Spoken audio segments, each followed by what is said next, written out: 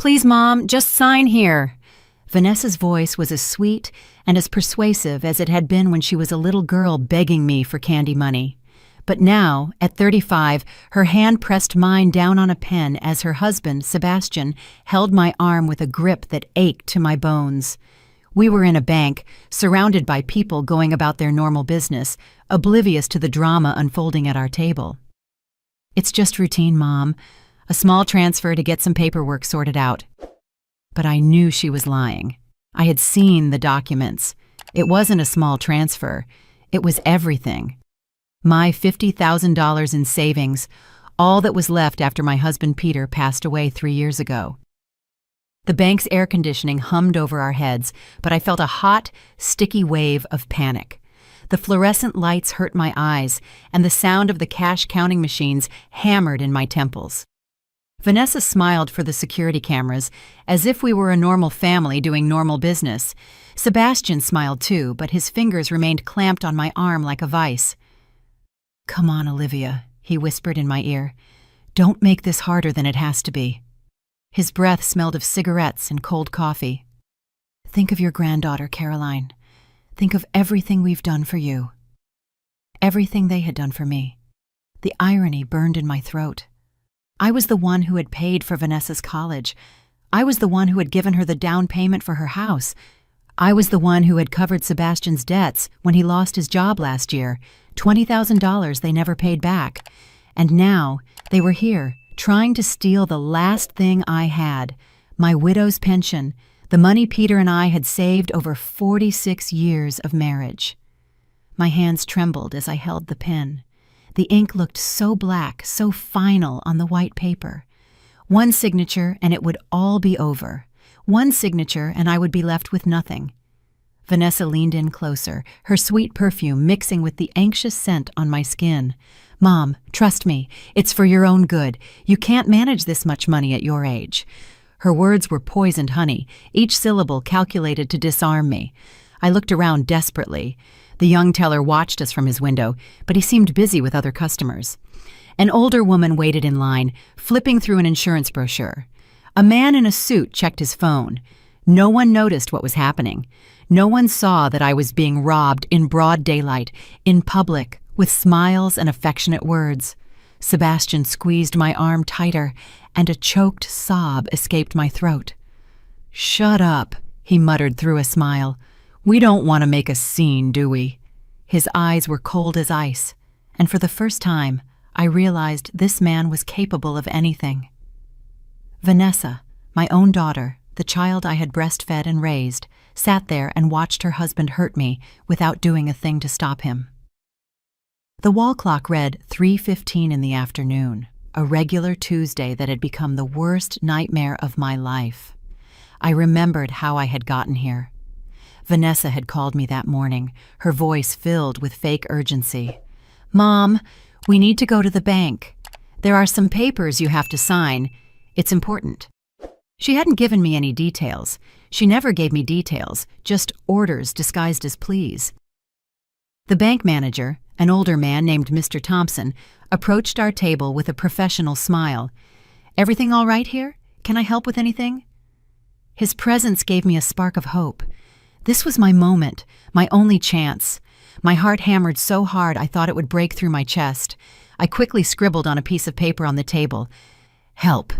I'm being coerced. I don't want to sign." I folded the note and slid it to him when Vanessa and Sebastian were distracted, looking at the documents.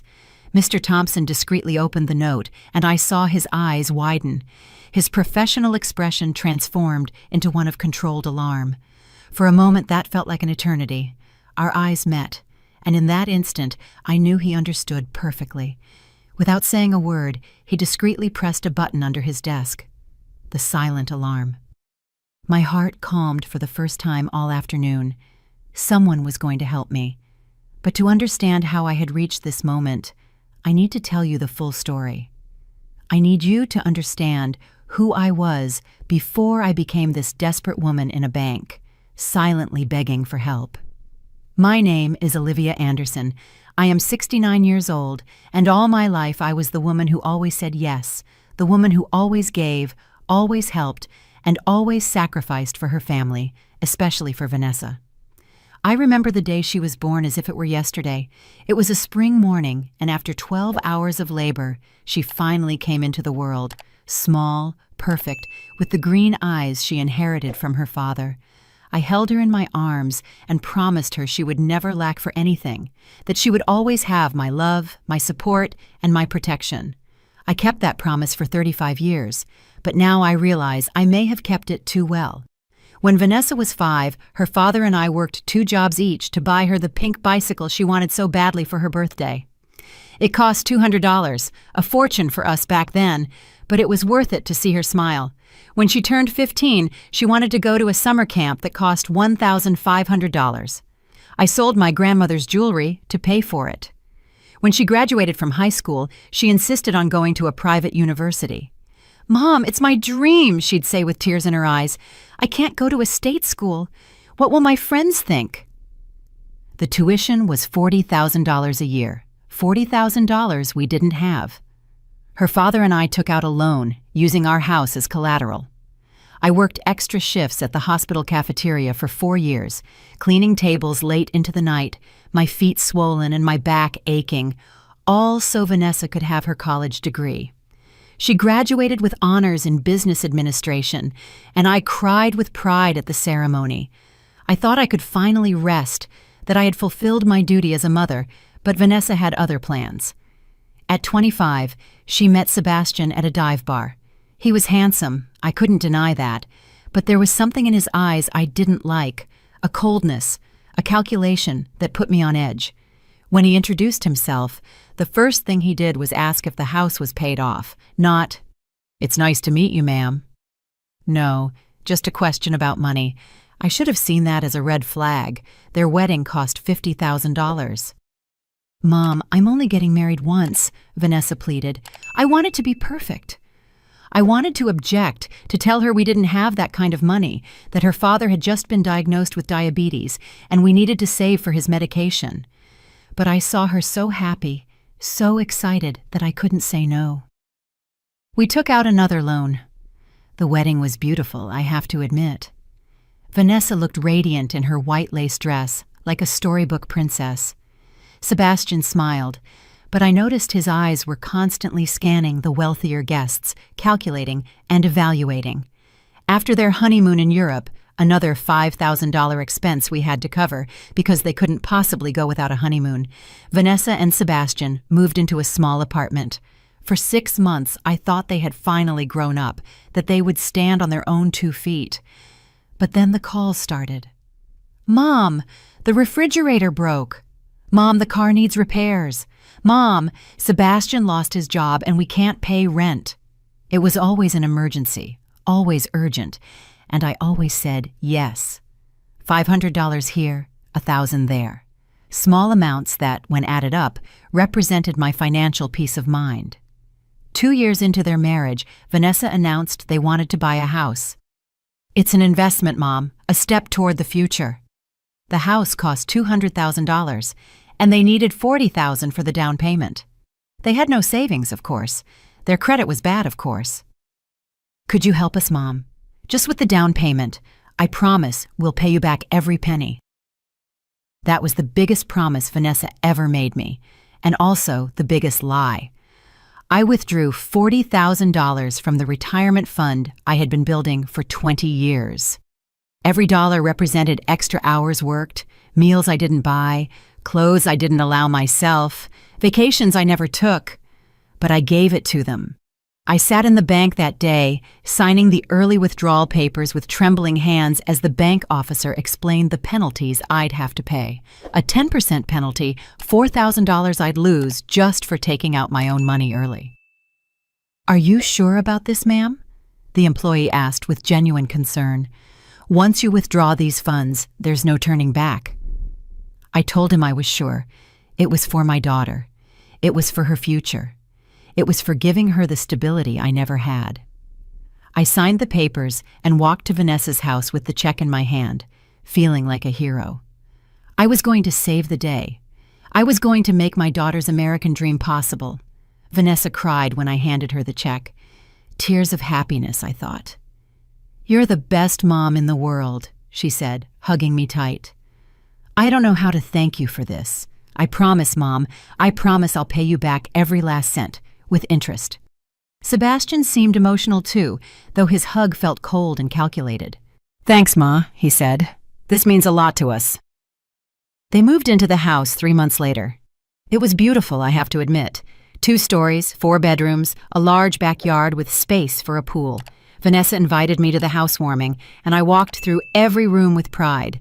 My sacrifice had been worth it. My daughter had her own home, but the calls didn't stop. If anything, they became more frequent. "Mom, we need furniture for the house. We can't live on the floor." $10,000 for a new living room set. "Mom, the house needs a new fence. The neighbors are complaining." $3,000 for a wooden fence. "Mom, we want to renovate the kitchen. It's so old and the stove doesn't work well." $8,000 for new appliances. Every time I hesitated, every time I mentioned that I had expenses too, that money didn't grow on trees, Vanessa knew exactly which buttons to push. "Mom, I thought you'd be happy to see us doing well. I thought you'd want your granddaughter to grow up in a nice house." And so Caroline, my 8-year-old granddaughter, the light of my eyes, became the most powerful argument in Vanessa's manipulative arsenal. Caroline had been born when Vanessa was 27, and from the moment I saw her, I knew she was different. She had her grandfather's curious eyes and a smile that could melt the hardest heart. But more than that, she had something her mother had lost somewhere along the way: genuine kindness. When Caroline visited me, she would bring me drawings she had made at school, little crayon artworks where I was a giant grandma with huge arms always smiling. "I made you big because your love is big, Grandma," she would explain in her sweet little voice. It was impossible to say no to anything that was for Caroline. Ballet classes, $200 a month. Piano lessons, $300 a month. Summer camp, $2,500. Special clothes for ballet recitals, $500 per outfit. "Caroline has talent, Mom. We can't let her potential go to waste for lack of money." Meanwhile, my own financial situation was deteriorating. Peter had developed complications from his diabetes. His medications cost $400 a month, and insurance only covered a portion. He needed special injections, regular visits to the specialist, and a strict diet that required more expensive foods. I worked double shifts at the hospital. I would come home with my feet bleeding inside my shoes, only to cook, clean, and care for my husband. "Why don't you ask Vanessa for help?" my sister Clara suggested during one of her visits. "You've spent over $100,000 on her in the last 5 years. Surely she can help with some of the medical expenses." But I couldn't ask my daughter for money. It was my job to care for my family, not the other way around. It was my responsibility to be strong, to be the pillar that held everyone up. Peter passed away early one Tuesday morning, 3 years after his diagnosis. I was holding his hand when he took his last breath, and I swear I felt half of my soul leave with him. We had been married for 46 years. He was my partner, my best friend, my accomplice in all the difficult decisions about Vanessa. After his funeral, I sat alone in our empty house and realized I was completely broke. The medical expenses, combined with everything I had given Vanessa, had drained our savings. Peter's life insurance gave me $50,000. It was all I had left to live on for the rest of my days. I deposited it into a savings account and promised myself I would be more careful. I was going to make that money last. I was going to learn to say no. But Vanessa had other plans. 2 months after the funeral, Sebastian lost his job at a construction company. "It was his racist boss's fault," Vanessa explained, crying on the phone. "He fired him for no reason. Now we can't pay the mortgage. Mom, they're going to foreclose on the house. Caroline will have to change schools. She'll lose all her friends." They asked me for $20,000 just to stay afloat until Sebastian found another job. 6 months max. "We'll pay you back with interest. I promise." It was almost half of what I had left, But the thought of Caroline losing her home broke my heart. I gave them the money again. Sebastian found a job 3 months later, but the money never came back. When I asked about it, there was always an excuse. "We're paying off old debts, Mom. We had unexpected expenses with the car. Caroline needed to go to the dentist, and insurance didn't cover everything." And now, here I was in this bank, watching them try to steal the last $30,000 I had left. My daughter, the child I had raised with so much love, was sitting next to her abusive husband, smiling for the cameras as they planned to leave me in absolute poverty. Mr. Thompson returned to our table, accompanied by 2 security guards who tried to look casual, but I could see the tension in their posture. Vanessa and Sebastian hadn't noticed anything yet. They were too focused on the papers, reviewing the numbers over and over like vultures calculating their spoils. "Excuse me," Mr. Thompson said in a calm but firm voice. "I need to review some details of this transaction before we proceed." Sebastian looked up, and for the first time, I saw a flicker of nervousness in his eyes. "What kind of details?" "Everything's in order. Mrs. Anderson wants to transfer the money to her daughter's account. It's a family decision." His hand was still squeezing my arm, but he was doing it more discreetly now, aware that other eyes were watching. "I understand," Mr. Thompson replied, "but bank protocol requires me to verify that all parties involved are acting voluntarily and without external pressure." His words were like a bolt of lightning cutting through the storm of my desperation. He looked directly into my eyes. "Mrs. Anderson, would you mind accompanying me to my office for a private verification? It's standard procedure for transactions of this magnitude." Vanessa immediately tensed. "That's not necessary, sir. My mother has already decided, haven't you, Mom?" Her smile had become forced, artificial, like a mask that was cracking. "We can do everything right here. We don't want to cause you any trouble." But Mr. Thompson was already standing, extending his hand to me. "It's bank policy, ma'am. There are no exceptions." The guards positioned themselves discreetly near our table. "It will only take a few minutes." I stood up, my legs trembling, and for the first time all afternoon, Sebastian had to release my arm. Vanessa grabbed my other hand. "Mom, don't make this difficult. Just sign the papers and let's go home. Caroline is waiting for us." She used my granddaughter's name as if it were a master key that would unlock all the doors of my resistance. "I'll be right back," I murmured, not daring to look her in the eyes.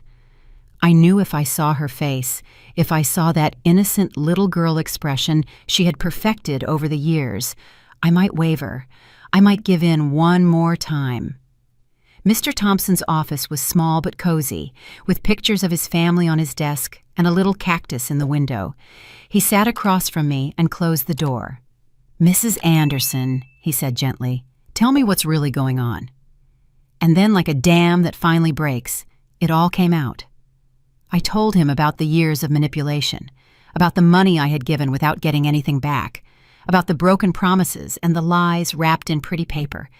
I told him how Sebastian had hurt my arm, how Vanessa had used Caroline's name to emotionally blackmail me. I explained that those $30,000 were all I had left to live on, that without them, I would end up on the streets. Mr. Thompson listened without interrupting, nodding occasionally, taking notes in a notebook. When I finished my story, he sighed deeply. "Ma'am, what you're describing is financial coercion, and in some cases, elder abuse. What your daughter and son-in-law are doing is illegal." Illegal. The word echoed in my head. All these years, I had thought it was my duty, my responsibility as a mother, to give until it hurt. It had never occurred to me that what Vanessa was doing could have a legal name, that it could be a crime. "What can I do?" I asked, my voice breaking.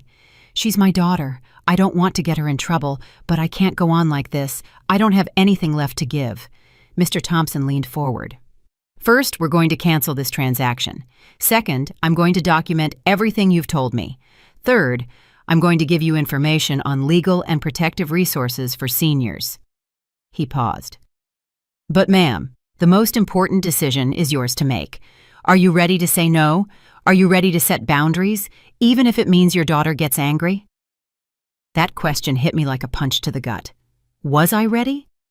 For 69 years, my identity had been built around being the woman who always said yes, the woman who always gave, the woman who sacrificed for others. If I stopped being that person, who would I be? I thought of Peter, of how he had worked until the day he died to support our family. I thought of the times I had eaten beans for weeks so I could pay for Vanessa's private school. I thought of all the nights I had stayed awake, calculating expenses, clipping coupons, looking for ways to stretch every dollar. And then I thought of Caroline, my 8-year-old granddaughter, who was growing up watching her mother manipulate her grandmother. What kind of lessons was she learning? That love could be bought with money?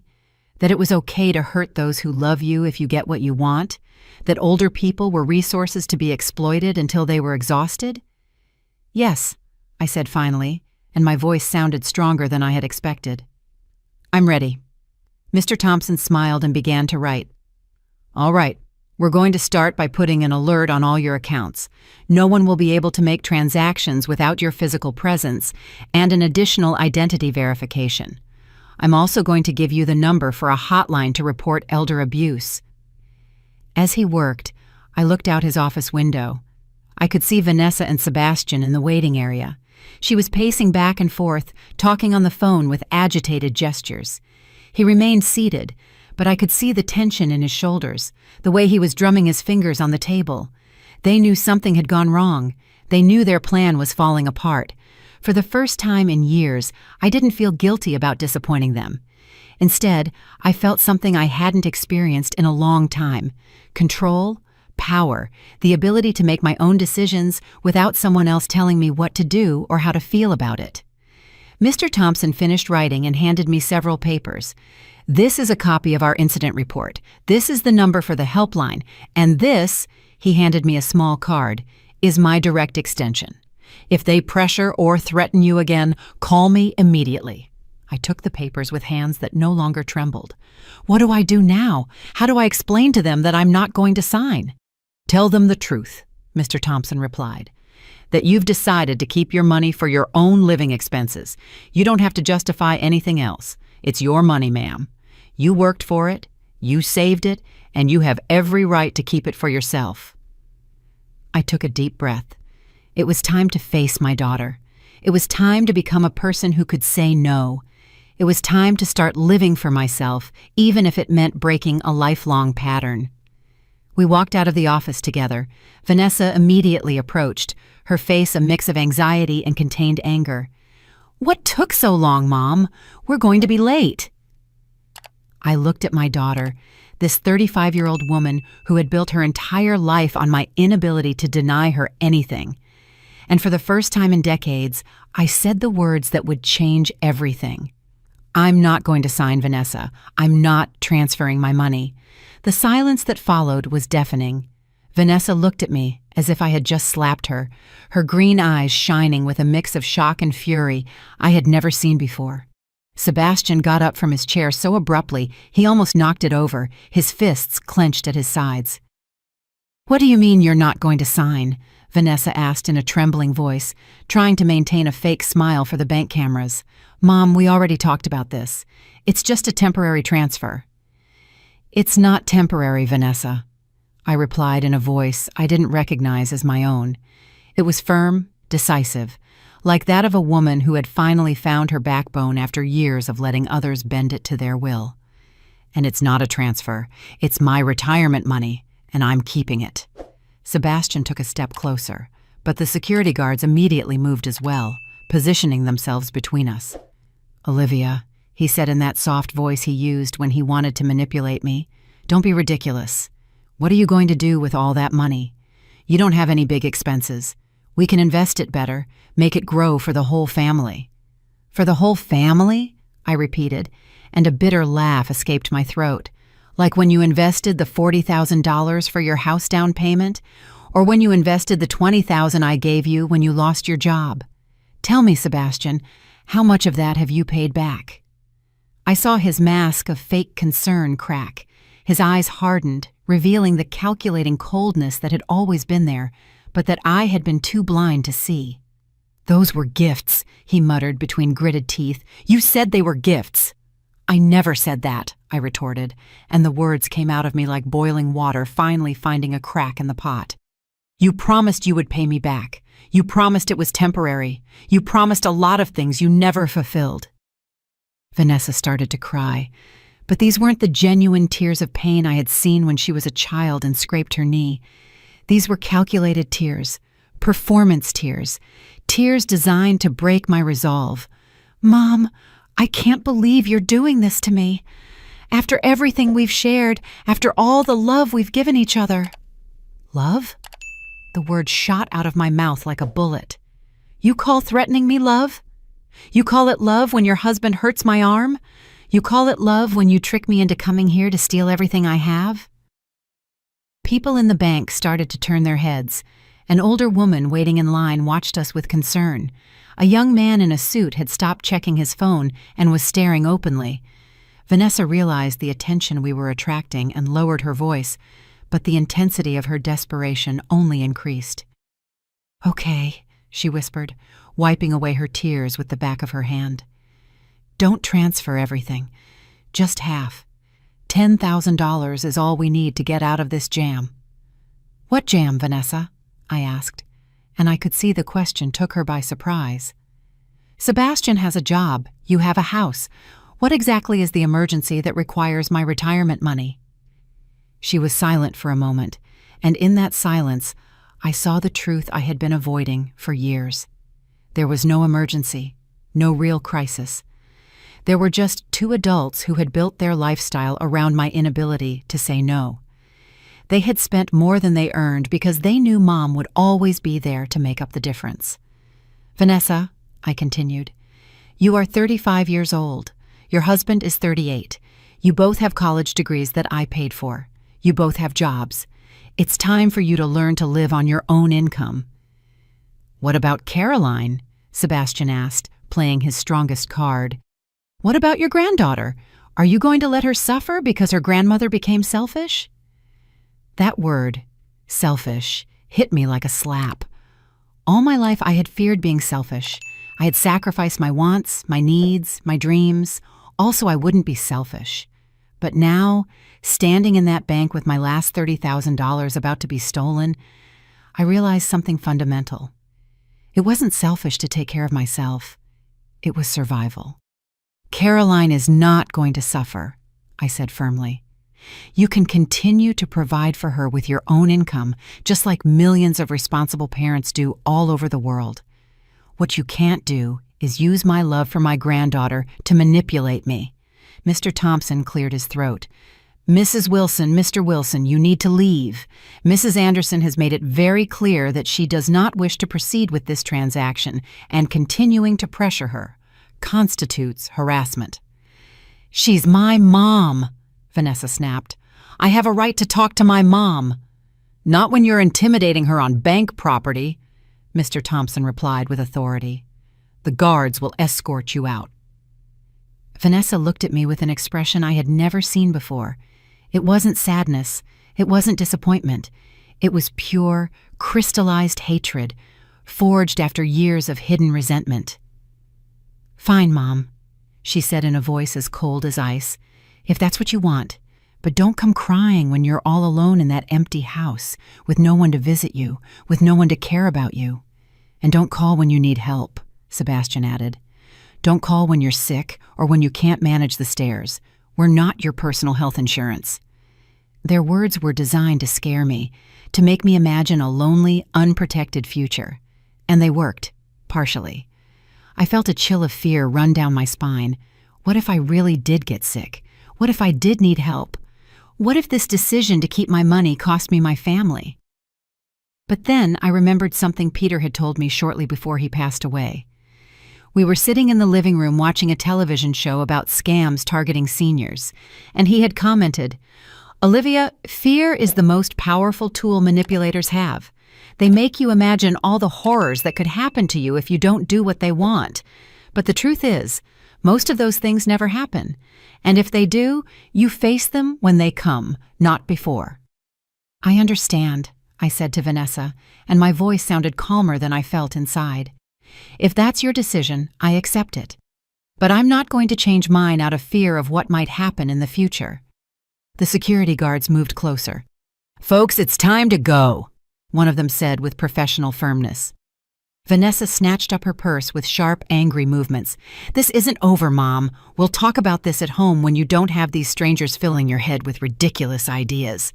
"No," I said, and the word came out stronger than I had expected. "We are not going to talk about this at home. Not until you're ready to accept my decision without trying to change it." They left without looking back. Sebastian with a possessive hand on Vanessa's back, whispering something in her ear that made her shoulders tense even more. I watched them walk toward the parking lot through the bank windows. Two figures walking away from my life, taking with them years of manipulation and emotional blackmail. When I could no longer see them, I sat down heavily in one of the chairs in the waiting area. My legs were trembling, not from fear, but from the release of years of pent-up tension. I had done something I never thought I would be capable of. I had said no to my daughter. I had chosen my well-being over her manipulation. Mr. Thompson came over and sat beside me. "How do you feel?" he asked. I thought about it for a moment before answering. "Scared," I admitted, "but also free, as if I can finally breathe after years of holding my breath." The days that followed were the hardest of my life. Not because I missed Vanessa and Sebastian, but because I had to confront the reality of who I had been for all these years. I sat in my empty living room, surrounded by family photos that now seemed to mock me from their golden frames, and I asked myself questions I had avoided for decades. When had I lost my voice? When had I stopped being Olivia and become simply Vanessa's mom? The calls started that same night. My phone rang every hour, showing Vanessa's name on the screen. I didn't answer any of them. On the second day, the text messages started. "Mom, I know you're mad, but we need to talk. Mom, Caroline is asking about you. She's so sad.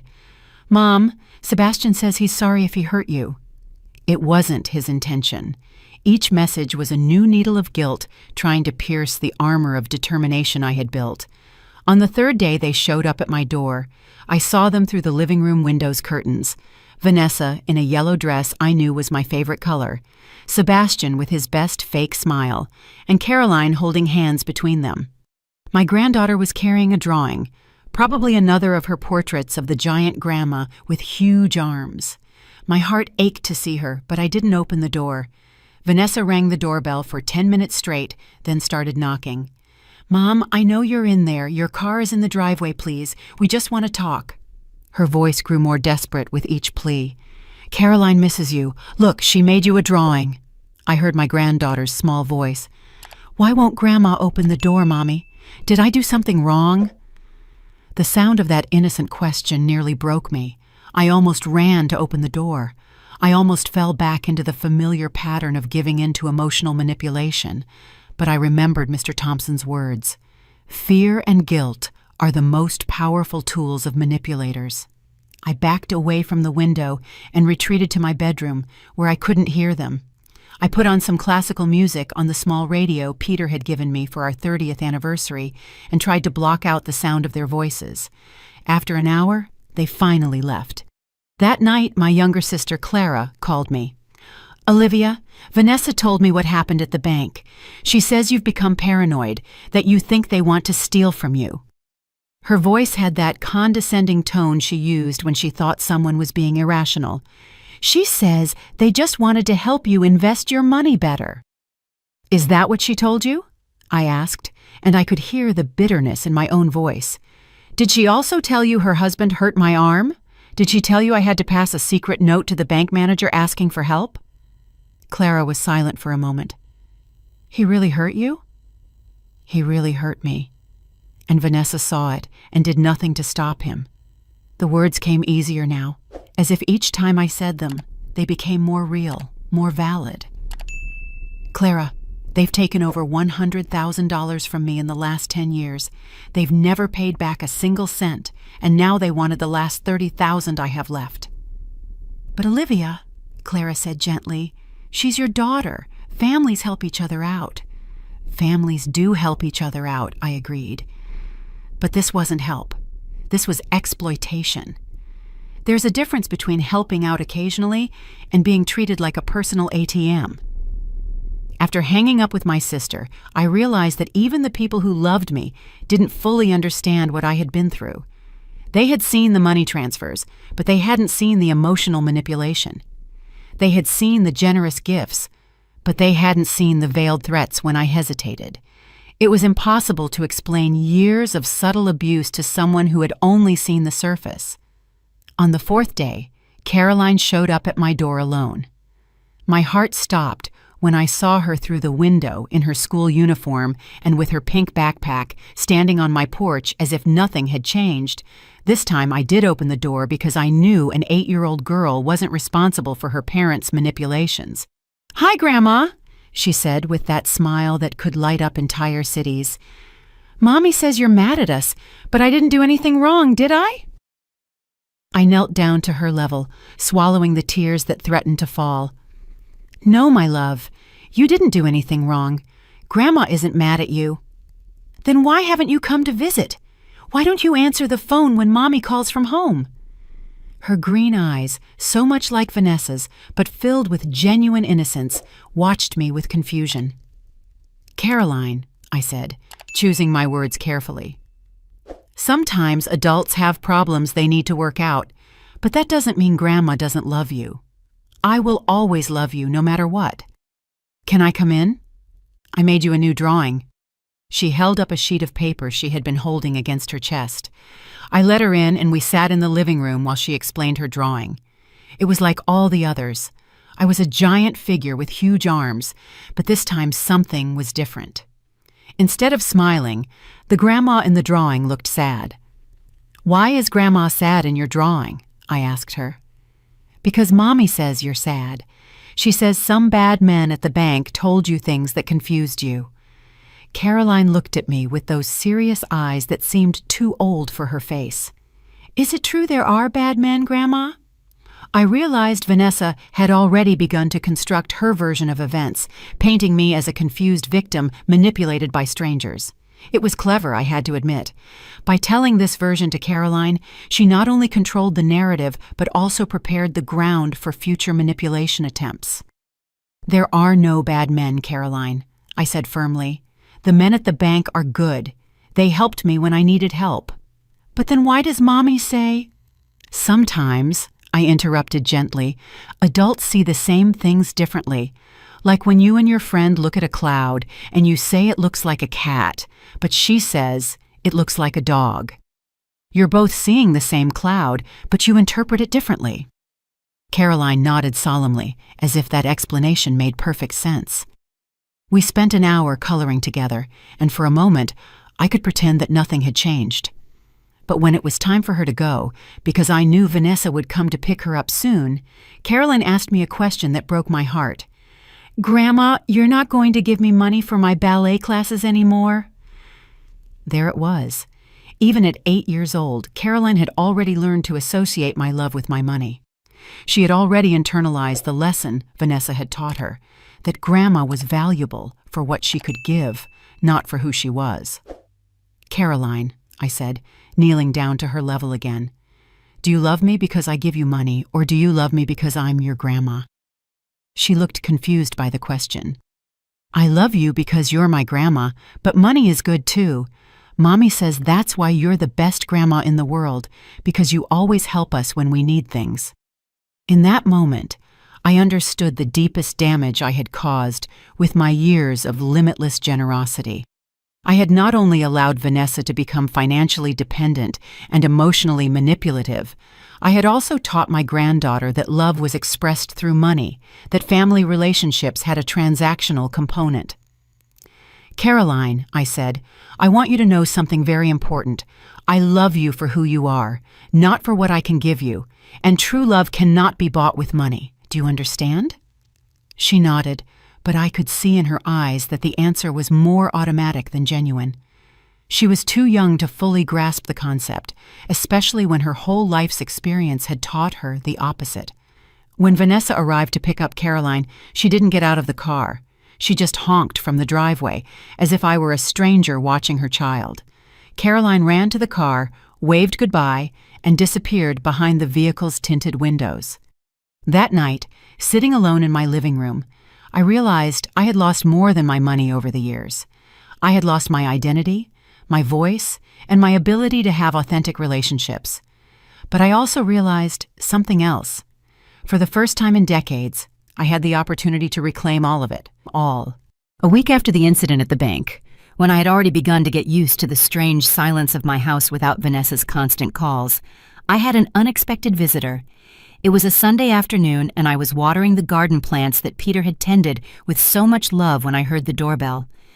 Through the peephole, there was a young woman I didn't immediately recognize. She was tall, with brown hair pulled back in a ponytail, and she had a nervous smile that seemed familiar.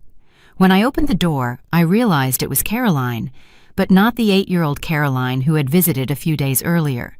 This was an 18-year-old Caroline, a version of my granddaughter that existed only in my imagination of what she would be like when she grew up. But the confusion lasted only a second, because then the young woman spoke. "Mrs. Anderson, I'm Caroline, but not your granddaughter Caroline. I'm your great-niece, the daughter of Arthur, your sister Clara's son." Her voice was soft but determined. "I know we don't know each other well, but I needed to come talk to you." Arthur. The name brought back vague memories of a nephew I had seen at family gatherings as a child, but who had lost touch with our family when he moved north for work. "Please, come in," I said, stepping aside. "Would you like some tea?"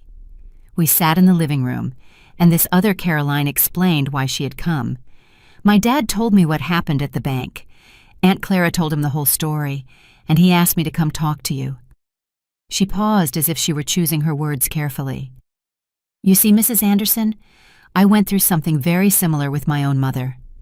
She told me her story while the tea cooled in our cups.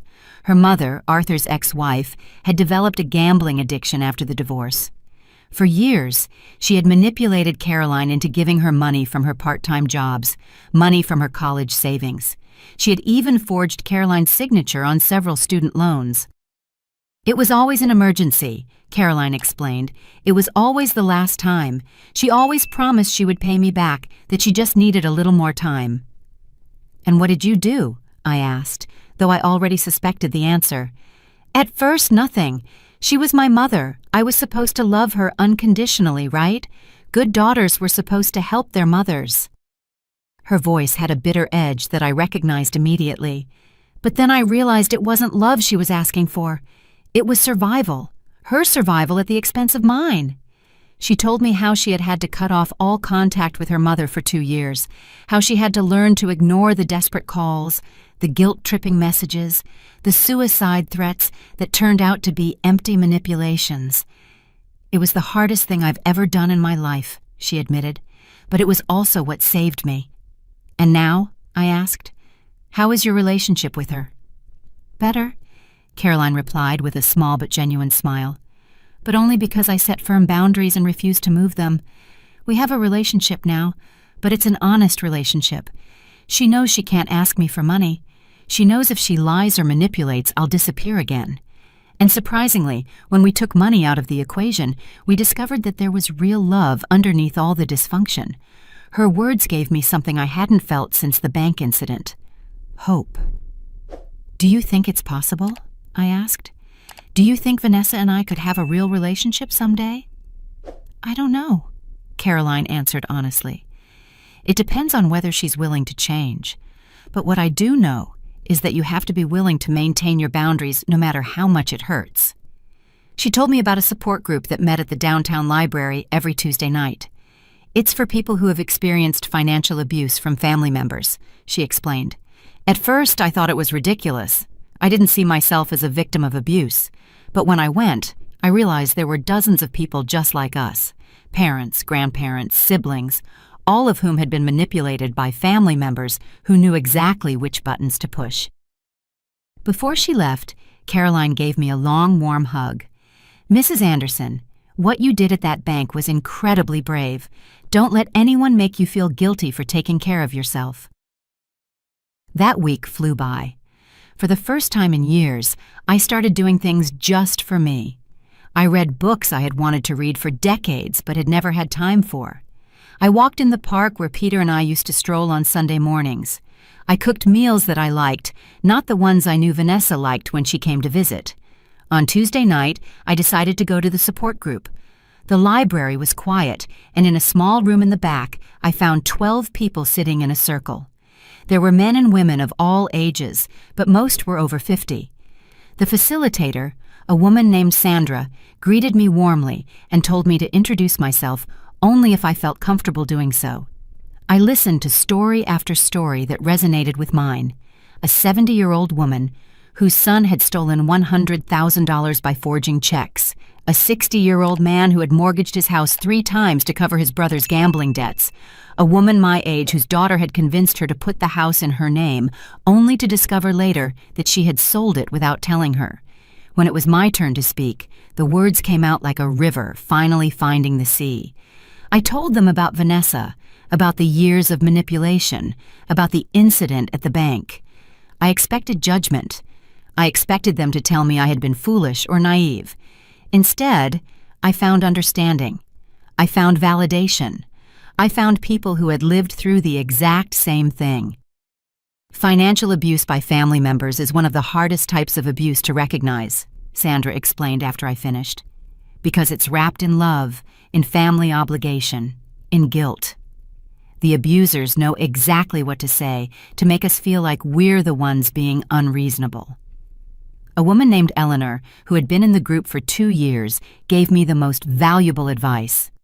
Olivia, you are going to doubt your decision 1,000 times. You're going to ask yourself if you were too harsh, if you overreacted, if you should just call your daughter and apologize. Those moments of doubt are normal. But every time you feel that doubt, remember how you felt in that bank. Remember the fear, the physical pain, the desperation. Those feelings don't lie. When I got home that night, there were 3 voicemails from Vanessa on my answering machine. I listened to them, and for the first time, I could hear the manipulation clearly, as if someone had cleaned my ears after years of accumulated wax. Mom, Caroline asks about you every day. She's depressed. She doesn't understand why her grandma doesn't want to see her. Mom, Sebastian and I have been talking, and we think you should see a doctor. This behavior isn't normal for you. Mom, I'm starting to think maybe you're having memory problems. Have you considered you might be developing dementia? Each message was a new strategy. First, use Caroline as an emotional shield. Second, invalidate my ability to make rational decisions. Third, suggest that I had cognitive problems. It was like a manual of psychological manipulation executed with surgical precision. I deleted the messages without calling her back. The next day, while I was making breakfast, the phone rang. A number I didn't recognize appeared on the screen, so I answered, thinking it might be important. Grandma? It was my granddaughter Caroline, the 8-year-old, the real Caroline. Mommy borrowed her work phone to call you. She says you don't answer when we call from home anymore. My heart raced. Hello, my love. How are you?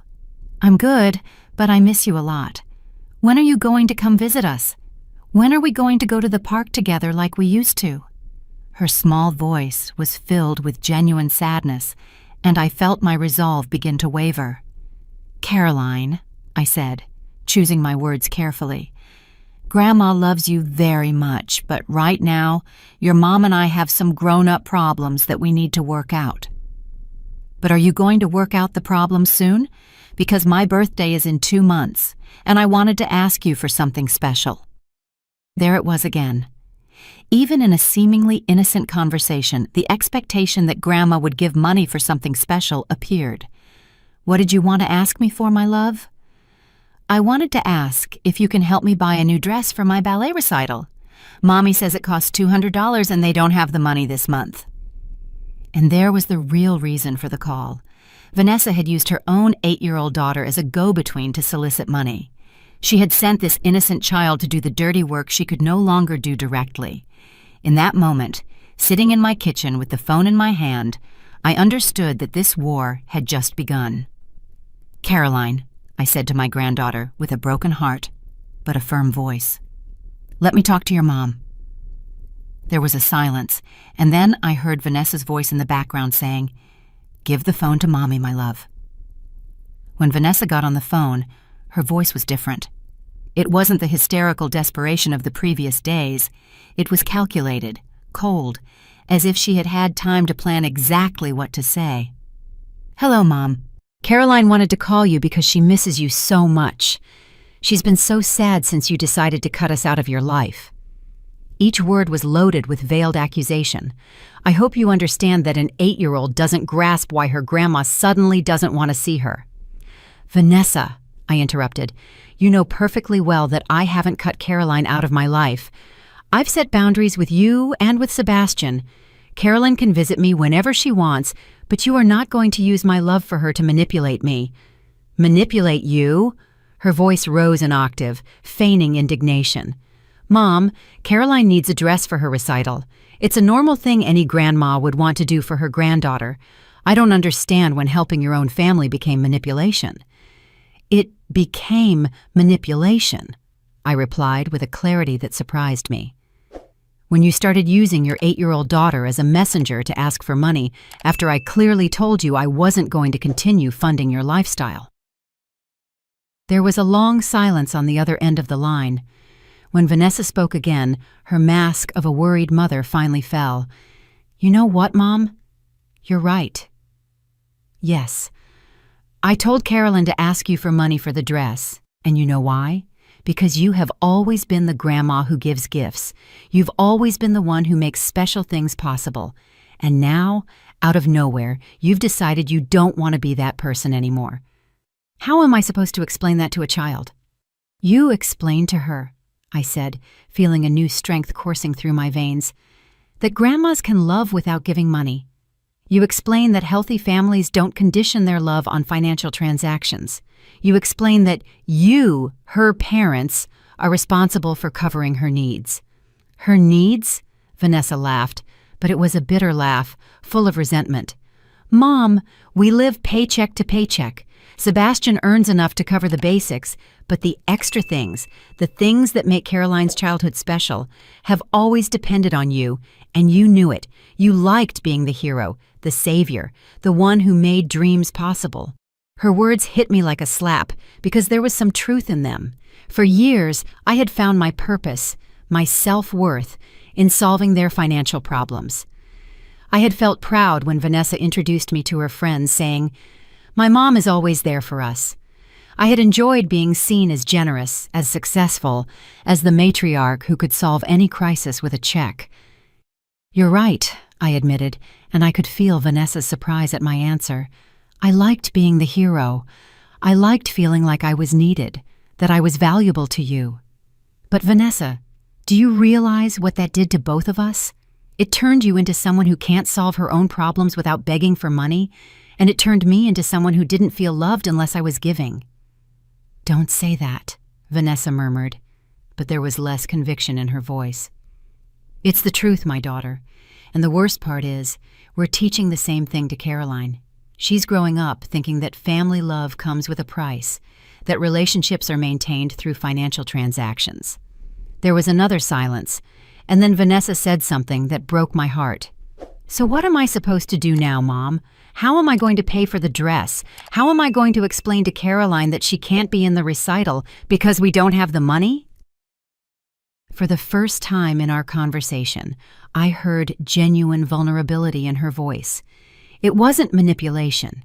It was the genuine fear of a mother who didn't know how to meet her daughter's expectations. And in that moment, I understood that Vanessa wasn't just a calculating manipulator. She was also a woman who had developed such a strong financial dependency that she genuinely didn't know how to function without my support. "Vanessa," I said gently, "have you considered talking to the ballet school? They often have assistance programs or used costumes they can lend. Have you thought about selling some things you don't use anymore? Have you looked into part-time job options?" "It's not that easy, Mom. It's not that easy." "I agree," I said. "It's not easy, but it's possible.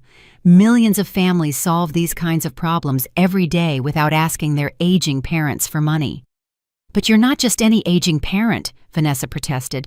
You have money. You have the means to help us. Why is it so terrible that we want a little help? Because it's not a little help, Vanessa. In the last 10 years, you've asked me for over $100,000, and you've never paid back a single cent. My voice grew firmer. And because the help comes with manipulation, lies, and now even physical violence. Sebastian didn't mean to hurt you. He was just nervous. That's all. Sebastian grabbed my arm so hard he left bruises. And you saw it and did nothing to stop him. The image of that moment in the bank returned to my mind with crystal clarity. Your husband was willing to physically hurt me to get my money. And you were okay with that. I wasn't okay with it. Your silence was agreement, Vanessa. Your inaction was complicity. The conversation continued for another 20 minutes, but it was as if we were speaking different languages. Vanessa saw my boundaries as selfishness. I saw her persistence as abuse. She saw my years of generosity as evidence that I should continue to give. I saw them as evidence that I had allowed a toxic dynamic to develop. When we finally hung up without having resolved anything, I sat in my kitchen feeling a mixture of sadness and relief. Sadness because I realized that maybe there was no way to fix our relationship without one of us completely changing. Relief because for the first time, I had been able to articulate my feelings without giving in to guilt or manipulation. That afternoon, I decided to do something I hadn't done in years. I went for a walk downtown by myself. I passed by stores I had always wanted to visit, but never had time for. I went into a bookstore and bought 3 novels that had been recommended to me in the support group. I stopped at a coffee shop and ordered an expensive dessert just because I felt like it. As I sat in the coffee shop savoring a piece of chocolate cake that I had ordered without calculating how much it cost, or whether I should save the money, I realized something revolutionary. I could spend money on myself without feeling guilty. I could make decisions about my own life without asking permission or justifying myself to anyone. For the first time in decades, I felt free. That night, as I read one of my new novels in the living room with a cup of hot tea, the phone rang. It was a number I didn't recognize, so I let it go to voicemail. But then I heard a voice that made me get up immediately to answer. "Grandma, it's Caroline, the big Caroline, your great niece. I wanted to ask you how the support group went, and I also wanted to invite you to dinner on Saturday. My dad is cooking, and I think he would like to get to know you better." For the first time in weeks, I smiled genuinely. I had lost a toxic relationship with my daughter, but I had gained something I didn't know existed, an authentic connection with family who valued me for who I was, not for what I could give. "I would love that," I replied. And as I said it, I felt a new version of myself beginning to bloom. 6 months after the incident at the bank, I woke up in a room I didn't recognize for a moment. The curtains were different. The light came in at a different angle, and the air smelled of jasmine instead of the stale perfume of sadness that had permeated my house for so many years. Then I remembered. I was in Tuscany, in a small bed and breakfast I had booked for my 2-week trip to Italy. It was my first international trip alone, and I had paid for it with my own money without asking anyone for permission. The trip had been the idea of Caroline, my great niece, who had become a constant and healing presence in my new life. "Mrs. Anderson," she had said to me during one of our weekly dinners, "you've spent 69 years living for others. It's time for you to live for yourself." She had pulled out her laptop and shown me photos of small Italian towns, of flower-filled markets, of vineyards that stretched to the horizon. "Wouldn't you like to see the world with your own eyes?" At first, the idea had seemed ridiculous. Women like me didn't travel alone in Europe. Women like me stayed home, taking care of others, waiting for life to be generous with them instead of being generous with themselves.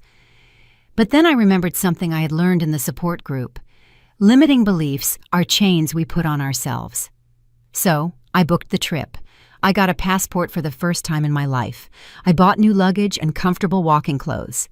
And when Vanessa found out, she called me furious. "You're spending your retirement money on a trip to Europe?" she had screamed into the phone. "Mom, that money should be for emergencies. What if you get sick? What if you need expensive medical care?" Vanessa, I had replied, with a calmness that surprised even myself. I have health insurance. I have enough savings for any real emergency. And after 40 years of working and saving, I deserve to spend some money on my own happiness. What about us? What if we need help while you're on vacation? Then you'll do what any functional adult does. You'll solve your own problems. I had hung up the phone without further discussion, and for the first time, I hadn't felt guilty for doing it. Now, sitting on the terrace of the bed and breakfast with a cup of authentic Italian coffee and a freshly baked cornetto, I remembered that conversation and smiled. At my feet, a green valley stretched out, dotted with ancient olive trees, and in the distance, I could see other travelers beginning their morning walks. Some were young couples, others were families with children, but there were also several women my age traveling alone, and they all looked radiant with freedom. My phone vibrated with a text message. For a moment, my heart raced, thinking it might be Vanessa with some new family emergency designed to make me feel guilty for being so far away. But it was Caroline, the big one. "How's the Italian adventure?" "I want to see photos," she had written, followed by several heart emojis. I sent her a photo of the landscape and wrote, "It's more beautiful than I imagined. I feel like a completely new person." Her reply came immediately. "You know what? I don't think you're a new person. I think you're finally being the person you always were, but never allowed yourself to be." Her words gave me so much to think about that I decided to walk to the village to process them. As I walked through the cobblestone streets, I thought about all the changes that had happened in the last few months. After my confrontation with Vanessa, I had expected to feel empty, without purpose. For so many years, my identity had been built around being needed, around being the problem solver, around being indispensable to my family. But instead of emptiness, I had found space. Space to discover that I liked it when I didn't have to worry about pleasing others. Space to form new friendships with people who valued me for my conversation, my humor, my perspective, not for my ability to write checks. Space to explore parts of myself that had been dormant for decades. In the support group, I had met Eleanor, a 75-year-old woman who had been through a similar experience with her son, who was addicted to drugs. We had become friends, and together we had started taking painting classes at the community center. I discovered I had a talent for landscapes, something I never would have known if I had continued to spend every free hour and every available dollar on Vanessa's problems. I had also started volunteering at a shelter for women who were victims of domestic violence. There I had met women of all ages who, like me, were learning to rebuild their lives after toxic relationships. The work was emotionally difficult, but it was also profoundly gratifying. For the first time in my life, I was helping others from a place of strength, not codependency. And most surprising of all, my finances were better than ever. Without Vanessa and Sebastian's constant demands for money, I had been able to create a real emergency fund. I had been able to invest part of my savings, and I had been able to afford small luxuries, like this trip, without worrying about the future. As I shopped for fresh ingredients to make dinner in my room's small kitchen, I got an unexpected call. It was Mr. Thompson, the bank manager who had saved me on that terrible day that now seemed to belong to another life. "Mrs. Anderson," he said in his warm, professional voice, "I hope you don't mind me calling you on your vacation. I got your number through Caroline, your great niece, because I had some news I thought you'd want to hear." My heart raced. What kind of news? "Vanessa and Sebastian came to the bank last week. They tried to access a joint account they apparently had with you for several years, an account they didn't know we had placed alerts on after the incident." I didn't know what account he was talking about, but I asked him to continue. "It seems 3 years ago, when you were caring for your sick husband, Vanessa convinced you to add her name to one of your savings accounts in case of an emergency. Do you remember that?" I vaguely remembered signing some papers during the confused days after Peter's diagnosis, when Vanessa had insisted on helping me organize my financial affairs. At the time, I had trusted her completely. "The account had $12,000. Mr. Thompson continued. They tried to withdraw everything, but our system automatically stopped them and called me. When I explained that they couldn't make transactions without your presence and explicit authorization, they became very aggressive. We had to call security. $12,000. Money I had forgotten existed. Money Vanessa had been waiting for the perfect moment to take. The day at the bank had not been their first attempt to rob me. It had just been their most desperate. "What did we do with the account?" I asked. "We transferred it completely to your name and removed all other authorized signatories. The money is safe." After hanging up with Mr. Thompson, I sat on the small terrace of my room, watching the sunset paint the sky in shades of orange and pink. 12,000 more dollars. Money I could use for more trips, for more art classes, for more donations to causes I cared about. Money I could enjoy without guilt because I finally understood a fundamental truth. I deserved to spend it on my own happiness. The next day, my last day in Tuscany, I walked to a small cafe in the main square and sat down with my journal, something I had started writing on the support group's recommendation. In its pages, I wrote the words that would mark the end of one era and the beginning of another. Today, I don't need permission to live. I don't need to justify my happiness or apologize for taking care of myself. I spent 69 years paying to be loved, but I have discovered that true love is priceless. And more importantly, I have learned to love myself. I closed the journal and looked around. The sun shone on the ancient stones. Tourists laughed in languages I didn't understand, and I was exactly where I wanted to be, free, at peace, and finally living for myself. It wasn't revenge. It was liberation. 2 years after my trip to Italy, I woke up in a house I didn't recognize for a moment, a small cottage with a garden that I had bought in a quiet neighborhood on the other side of town. I had sold the old house where I had lived with Peter for 40 years, 6 months after returning from Europe. It was filled with too many memories, too many shadows of the woman I used to be. This new house was mine, completely chosen by me, decorated according to my tastes, with no ghosts from the past whispering to me in every corner.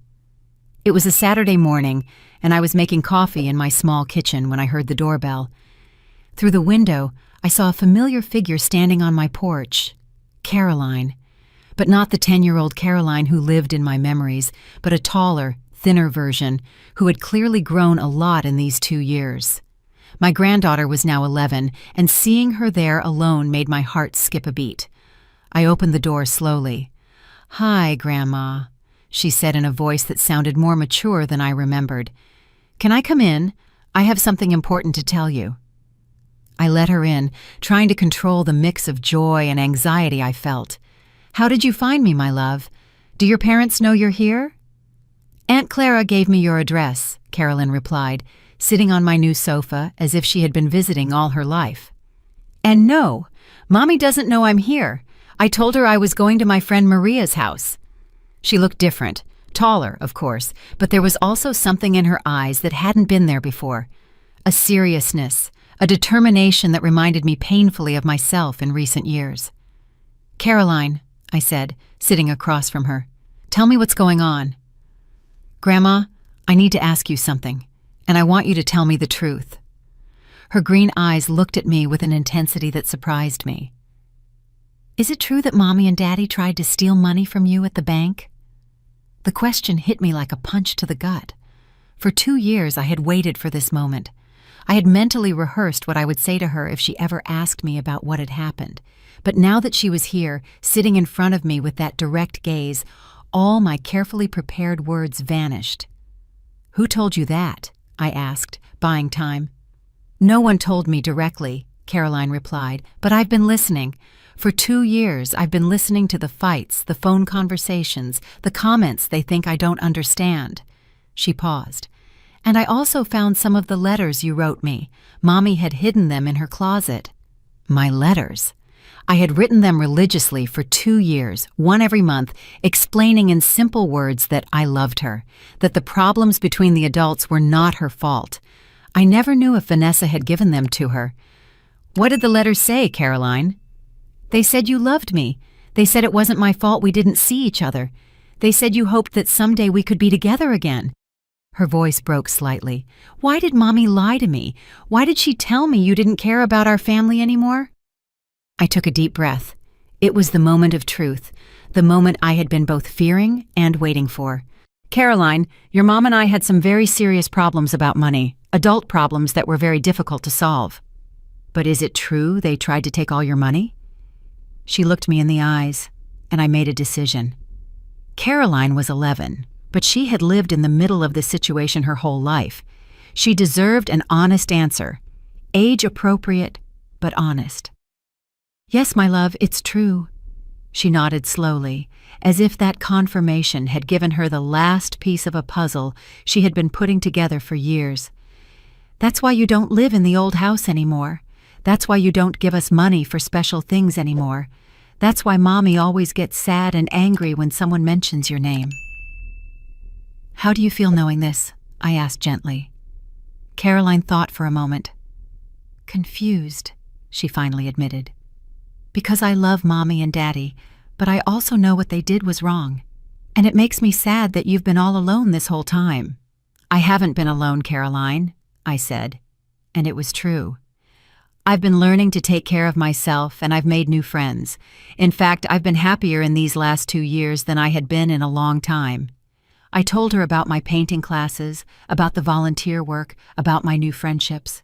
I showed her some of the paintings I had done, and I saw her eyes light up as she recognized some of the landscapes from photos she had seen online. "Grandma," she said after a while, "I want you to know that when I'm grown up, when I'm 18, and can make my own decisions, I want to have a relationship with you. A real relationship, not like before." "What do you mean, not like before?"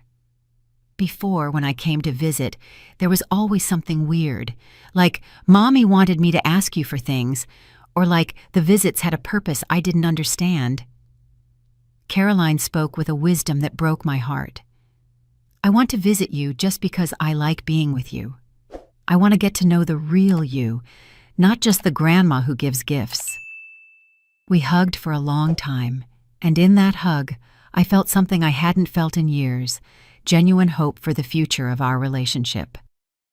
Caroline stayed for 2 more hours. We walked through my new garden where I showed her the flowers I had planted and the herbs I was growing.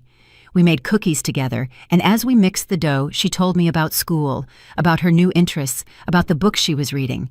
When it was time for her to go, she gave me another tight hug. "Grandma, can I ask you a favor?" "Of course, my love." "Can you keep writing me letters? But now that I know where you live, you can send them directly to me. You can send them to Maria's house, and she'll give them to me." I promised her I would, and I watched her ride away on her bicycle, pedaling with determination toward her complex life, but with a new understanding of the truth. That night, sitting in my garden with a cup of tea and my journal, I wrote, "Today, my granddaughter found me. Not the manipulated child I knew before, but a brave young woman who sought out the truth for herself. In her, I see hope that real love can survive lies, that authentic relationships can flourish even after years of toxicity." I closed the journal and looked at the stars. For the first time in my life, the future felt full of possibilities, not obligations. I was 71 years old, and I was finally learning how to live. Gefällt dir meine Geschichte und aus welcher Stadt hörst du sie? Lass uns in den Kommentaren treffen. Wenn dir die Geschichte gefallen hat, kannst du mich unterstützen, indem du mir ein Super-Thanks schickst, damit ich mehr solche Geschichten machen kann. Vielen Dank für deine tolle Unterstützung. Ich freue mich auf deinen Kommentar zur Geschichte. Auf dem Bildschirm siehst du 2 neue Lebensgeschichten, die ich dir wirklich empfehlen kann. Es gibt noch viel mehr auf meinem Kanal, vergiss nicht zu abonnieren. Bis zur nächsten Lebensgeschichte.